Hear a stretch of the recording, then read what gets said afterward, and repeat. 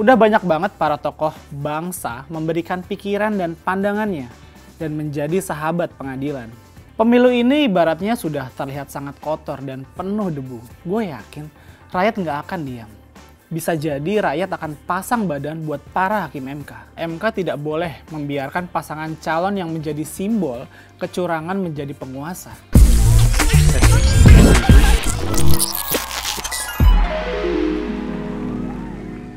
Nggak kerasa ya, sebentar lagi putusan MK akan diumumkan. Dan itu adalah ujung perjalanan kita semua untuk memperjuangkan keadilan. Ya, pada akhirnya, menurut etika bernegara nih, apapun keputusan MK nantinya, ya harus kita terima. Tapi kayaknya sekarang sudah banyak yang bilang persetan dengan etika. Lah wong pemimpinnya aja nggak pernah pedulin etika. Ngapain kita pusingin mikirin etika? Menjelang putusan MK ini, banyak warga dan masyarakat yang mulai berani memberikan dukungan moralnya kepada para hakim MK. Istilahnya tuh amicus curiae atau sahabat pengadilan.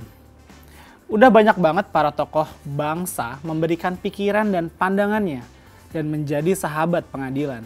Sama seperti kita, mereka pun berharap para hakim MK berani memberikan putusan yang adil dan benar. Para sahabat pengadilan ini banyak diisi oleh orang-orang yang memang ahli di bidang hukum dan tata negara. Jadi mereka tahu banget tuh seluk-beluknya tata negara. Dan mereka berani bersuara, meneriakan apa yang janggal dari proses pemilu kemarin. Mulai dari pengacara, aktivis, mahasiswa, sampai Presiden RI kelima, Ibu Megawati Soekarno Putri, udah mengirim surat hasil pikirannya ke MK. Dengan banyaknya dukungan dari para tokoh ini, harusnya bisa ngebuat MK tenang dan nyaman dong dalam mengambil keputusan. Karena yang gue denger nih, ada tekanan-tekanan ke para hakim MK untuk tidak memberikan putusan yang merugikan kepentingan penguasa.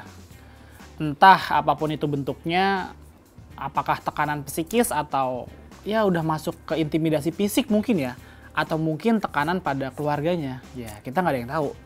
Tapi apapun itu bentuk tekanannya, para hakim MK ini harus tahu kalau mereka mempunyai banyak sahabat yang peduli.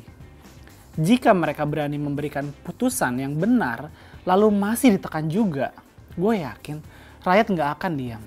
Bisa jadi rakyat akan pasang badan buat para hakim MK. Pemilu ini ibaratnya sudah terlihat sangat kotor dan penuh debu. Cuma MK yang bisa membersihkannya.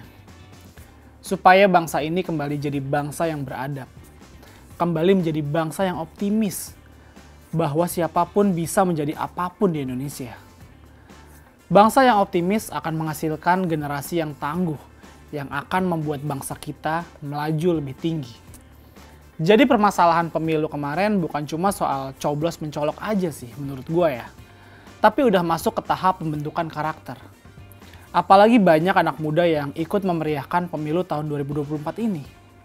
Mereka adalah generasi muda yang harusnya diberikan pandangan yang baik dan penanaman nilai-nilai yang baik dari para seniornya. Mereka harus dikasih lihat kalau politik itu nggak kotor-kotor amat kok. Bukan malah dikasih pemandangan buruk yang memperlihatkan hal-hal yang bisa memberikan pesimisme pada anak muda. Gimana generasi muda kita nggak mau pesimis kalau di depan matanya para senior-seniornya tuh seolah-olah mau berkata kalau lu mau masuk politik ya lu harus punya duit. Kalau lu mau berkuasa, lu harus punya bapak presiden dan paman di MK. Kalau lu nggak punya duit, ya lu harus berani jadi penjilat. Ya sorry ya, menurut gue itu adalah pesan yang tersirat dari Pilpres 2024 ini. Dan yang bisa merubah ini cuma MK. Jadi menurut gue, MK tidak boleh membiarkan pasangan calon yang menjadi simbol kecurangan menjadi penguasa. Ya kalau nggak berani diskualifikasi minimal pertimbangkan wacana untuk memenangkan presidennya dan menggugurkan wakil presidennya. Dengan begitu menurut gua MK akan menunjukkan bahwa hukum masih ada dan etika kembali dipergunakan. Juga sekaligus mengingat kepada para penguasa untuk jangan semena-mena menggunakan kekuasaannya. Para hakim MK itu bukan orang sembarangan. Pendidikannya mereka juga udah tinggi. Kalau soal ilmu, gue rasa nggak ada yang meragukan kemampuan mereka. Dan gue yakin Dengan ilmu mereka yang sangat tinggi itu, mereka bisa melihat secara jernih kalau Pilpres 2024 ini udah berantakan dari awal. Proses pemilu juga terindikasi banyak kecurangan yang bukan cuma dilakukan oleh paslon, tapi disinyalir dilakukan juga oleh penguasa dengan semua perangkat kekuasaannya untuk mendukung anaknya. Lalu oleh pengacara sebelah, kita disuruh buktikan. Lu pikir nih, dugaan permainannya ada di semua TPS yang jumlahnya sekitar 800.000. Berarti minimal ada sekitar 800.000 orang yang menyaksikan lah ya. Tapi waktu di persidangan sangat pendek. Terus di persidangan cuma ada saksi yang dibatasi 19. Kalau salah itu pun dicampur sama ahli.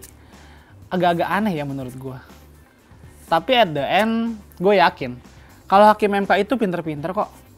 Tapi apakah mereka punya nyali untuk memutuskan yang benar? Itu yang akan diuji dalam beberapa hari lagi ke depan.